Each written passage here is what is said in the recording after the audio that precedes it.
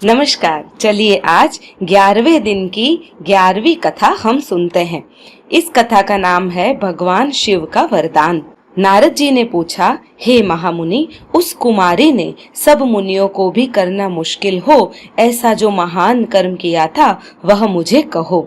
सूत पुराणी बोले, हे मुनि श्रेष्ठो, ऋषि कन्या मेघावती ने भगवान शिव की उग्र तपस्या शुरू कर दी।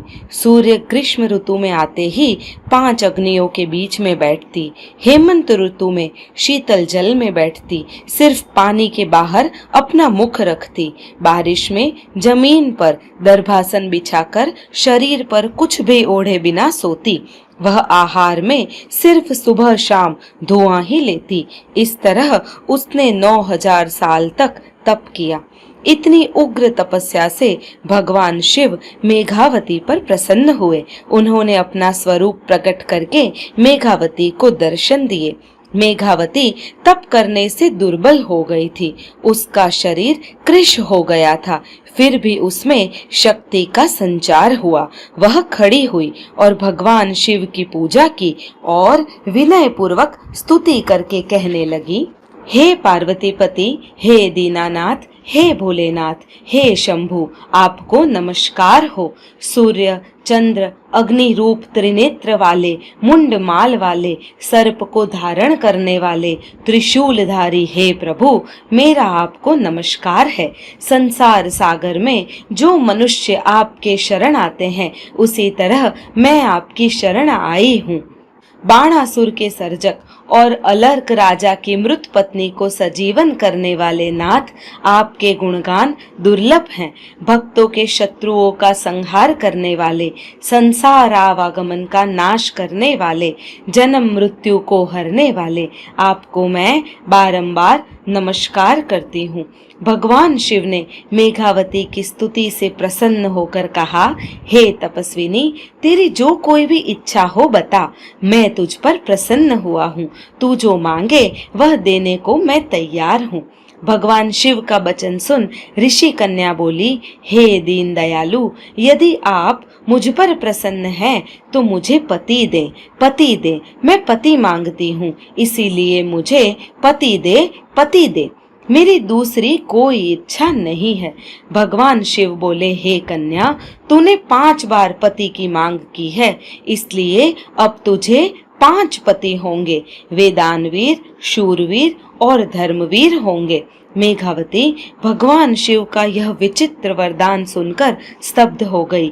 उसे यह सुनकर बड़ा दुख हुआ। उसने कहा, हे कैलाशपति, मैंने वरदान मांगा क्या और आपने दिया क्या? एक पति को 5 पत्नी हो ऐसा मैंने सुना है, परंतु एक स्त्री के 5 पति हो ऐसा मैंने कहीं भी नहीं सुना। मैं आपको ऐसा वर न देने की विनती करती हूँ। भगवान शिव ने कहा, हे कन्या, मेरे वर में फर्क नहीं पड़ेगा। इस जन्म में नहीं तो अगले जन्म में 5 पति अवश्य होंगे। तूने महामुनि दुर्वासा के आदेश का अनादर किया और पुरुषोत्तम मास के व्रत की अवहेलना की, उसके फल स्वरूप यह सब हुआ है। अब से कोई भी काल में पुरुषोत्तम मास का तू अपमान न करना। हम देवों भी इस मास का श्रद्धा पूर्वक व्रत एवं पूजन करते हैं। ऐसा कहकर भगवान शिव अंतर्ध्यान हो गए। इति श्री बृहदनारदीय पुराण के पुरुषोत्तम महात्म्य का मेघावती को शंकर का वरदान नाम का 11वां अध्याय संपूर्णम। आइए अब पुरुषोत्तम मास के महात्म्य की पावन कथा सुनेंगे। इस कथा का नाम है श्रेष्ठ दान की कथा। विजयनगर के राजा रूपसेन बड़े दयालु और प्रजावत्सल थे। उनकी रानी तारामती भी विवेकी और दयालु थी। विवाह हुए काफी वक्त बीता, फिर भी उन्हें एक भी संतान न हुआ। ईश्वर कृपा से पिछली उम्र में रानी की गोद भराई थी। इकलौता पुत्र होने से बहुत लाड़ प्यार से रखते थे। उसका ध्यान रखने के लिए नौकर 1000 रहते थे। दिन ब दिन राजकुमार बड़ा होने लगा। राजकुमार को बड़े होता देख राजा बहुत खुश होते थे। इस तरह देखते देखते राजकुमार 15 साल के हुए। तब अचानक वह बीमार हो गए। इससे राजा रानी को बड़ा दुख हुआ। कुंवर को ठीक करने के लिए राजा ने देश परदेश से वैद्य को बुलाया, जोगी, जति और भुआओं को बुलाया, परंतु कोई उपाय से कुंवर ठीक न हुआ। रोग दिन ब दिन बढ़ने लगा। कितनी भी तरकीबें आजमा के देखी, फिर भी कुंवर की तबीयत में जरा भी फर्क पड़ता नहीं। राजा रानी कुंवर के बिस्तर के पास 24 घंटे बैठे रहते थे। राज के काम काज में ध्यान देते नहीं और कुछ खाते पीते भी नहीं। बैठे बैठे भगवान को प्रार्थना करते, हे प्रभु, मेरे पुत्र को ठीक कर दो और मुझे ले लो। एक दिन की बात है, आधी रात का वक्त था। राजा रानी कुंवर के बिस्तर के पास बैठे थे। वहां राजा को एक अदृश्य आवाज सुनाई दी, हे राजन, तेरा कुंवर किसी दवा से ठीक न होगा। यदि तुझे कोई उत्तम दान मिले तो ही वह ठीक हो सकता है। अभी पुरुषोत्तम मास चलता है, उसमें कोई उत्तम दान किया हो, उसका फल यदि तेरे कुंवर को अर्पण करने में आए तो उसी के पुण्य प्रभाव से वह ठीक हो जाएगा। इतना सुनते ही राजा की आंख खुल गई। राजा ने अदृश्य आवाज की बात रानी को बताई। उसे थोड़ी आशा बंधी। दूसरे दिन राजा ने नगर में ढिंढोरा पिटवाया कि जिस किसी ने भी पुरुषोत्तम मास में श्रेष्ठ दान किया हो, उसका फल यदि कुंवर को अर्पण करने को आए तो कुंवर का रोग मिट सकता है। इसलिए यह ढंढेरा सुन, जिन्होंने राज के प्रति भावना और भक्ति हो तो वह अपना फल देकर राजवंश को बचा लेने का प्रयत्न करे। राजा उसकी कदर करेंगे। नगर में बहुत से धर्मनिष्ठ व्यक्ति थे, बहुत से दानवीर थे। वे सब राजमहल आने लगे। उन्होंने किया हुआ दान का फल वे कुंवर को देने लगे, परंतु कुंवर आंखें खोलता ही नहीं। राजा रानी निराश हो गए। उत्तम दान किसे कहना।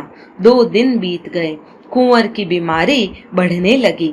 कुंवर अब घड़ी 2 घड़ी के मेहमान थे। तीसरे दिन सुबह एक भिखारी जैसा कृशकाय व्यक्ति महल में आया। उसका दीदार देखकर पहरेगिर उसे महल में जाने ही नहीं दे रहे थे। उसने बहुत विनती की, तब जाकर उसे अंदर जाने दिया। राजा को भी उसका भेष और शरीर देखकर सूग चढ़ गई। वह नगर का तैली था। उसने राजा को प्रणाम करके कहा, महाराज, मेरे दान के फल मैं कुंवर को देने आया हूँ। राजा रानी उसके सामने कुतूहल से देख रहे थे। उनको बहुत अचरज हुआ। जिनको पहनने के लिए कपड़े नहीं, 4 दिन का भूखा लगता है, ऐसे इस गरीब मानव ने दान कहाँ से किया होगा। राजा तो ना कहने ही वाले थे, किंतु रानी ने उन्हें इशारे से समझाया कि आंगन में आए हुए का दिल न दुभाया जाए। राजा ने तैली को फल देने की विनती की। तैली ने अपने दाएं हाथ में जल लेकर कहा, हे पुरुषोत्तम भगवान, इस पुरुषोत्तम मास में जो दान किया है वह जो आपको उत्तम लगता हो तो उसका फल मैं राजकुमार को देता हूँ। अच्छा करना न करना वह आपकी इच्छा। इतना कहकर उसने पानी कुंवर के मुख पर डालते ही कुंवर ने आंखें खोली और चारों ओर देखने लगा। बाद में रानी के पास पानी मांगा। रानी ने उसे पानी पिलाया। वह पानी पीकर बिस्तर में बैठ गया। यह सब पल में होते ही राजा रानी तो बड़े खुश हो गए। राजा रानी की आंख में से खुशी के आंसू बहने लगे। दोनों तैली के पैर में गिर गए। कुंवर भी खड़ा होकर तैली के पैर में गिर गया। राजा ने तैली को दूसरे दिन आने को कहकर रथ में बिठाकर उसको घर भेजा। दूसरे दिन दरबार इकट्ठा हुआ। राजा ने तैली को अपने पास बिठाया। बाद में पूछा, भाई, तेरा दीदार बड़ा गरीब है। पेट भरकर खाना भी न मिलता हो ऐसी तेरी काया है, फिर भी तूने ऐसा उत्तम दान कैसे कर दिया, यह तू सभा में बता, जिससे सबको पता चले। तैली खड़ा होकर 2 हाथ जोड़कर बोला, मैं बिल्कुल गरीब हूँ, धानी चलाता हूँ। जो दिवेल तेल निकलता है वह बेचकर मेरा गुजारा होता है। बच्चे में 3 लड़के और 3 लड़कियां हैं, इसलिए जितनी भी मेहनत करता हूँ तो भी गुजारा कर पाना मुश्किल हो जाता है, उधार करना पड़ता है। इस साल पुरुषोत्तम मास आया तो मैंने और मेरी पत्नी ने व्रत रखने का निश्चय किया और सुबह जल्दी उठकर दोनों स्नान करने जाते, कांठा गौर माँ का पूजन करते और कथा कहानी सुनते, कुछ दान करते और एक टंक करके घानी चलाते चलाते पुरुषोत्तम भगवान का नाम लेते। हमने कथा में सुना था कि पुरुषोत्तम मास में यदि कोई भी व्रत या नियम ले तब कुछ सत्कर्म या दान करना चाहिए। हम दूसरा तो क्या कर सकते हैं। हमने निश्चय किया कि घानी में बैल जोड़े जाते हैं, उसके बदले सारे पुरुषोत्तम मास में बारी बारी में मैं और मेरी पत्नी घानी खींचेंगे। इस तरह हमने बैल को पूरे मास आराम दिया। हम बारी बारी घानी में जाकर तेल निकालने लगे। थोड़ी ज्यादा मेहनत करते थे, इससे उसको बेचते पहले से ज्यादा पैसे मिलने लगे। उसका उपयोग हम कथा में रखने में किया। मैं और मेरी पत्नी हर रोज कथा सुनते, तब दोनों 1 पैसा कथा में ब्राह्मण के आगे रखते। ऐसा हम हर रोज करते। जब व्रत की पूर्णाहुति हुई तब आखिरी दिन भी हम सच्ची मेहनत की कमाई के पैसों में से हमारी शक्ति के अनुसार व्रत का समापन किया। महाराज, यह जो मैंने बताया वह हमारे व्रत और दान की बात है। मैंने बैल को मुक्ति देकर सत्कर्म किया और सच्ची मेहनत की कमाई के पैसों का दान किया। वह उत्तम दान है कि नहीं, यह तो पुरुषोत्तम भगवान ही जाने। यह मैं कैसे कह सकता हूँ। तैली की बात खत्म होते ही आकाशवाणी हुई, तूने जो दान दिया है वही श्रेष्ठ दान है। पूरा दरबार चकित हो गया। सबने तैली को प्रणाम करके वाह वाह कहने लगे। राजा ने खड़े होकर 1000 स्वर्ण मुद्रा की थैली उसके हाथ में रख दी। थोड़े गहने और कीमती कपड़े भी भेंट में दिए।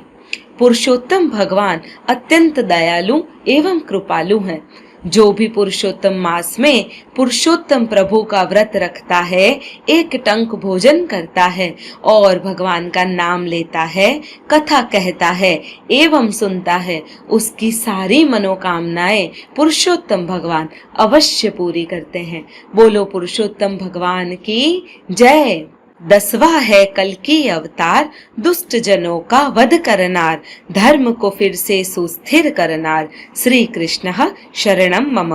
प्रलय से उत्पत्ति तक यह है अद्भुत सरवैया, पार्थ को आपने स्वयं कहा, श्री कृष्ण शरणम मम। जन्म जीवन और मृत्यु की यह घटमाल है रहने वाली, अनुकंपा करो भक्ति की, श्री कृष्ण शरणम मम।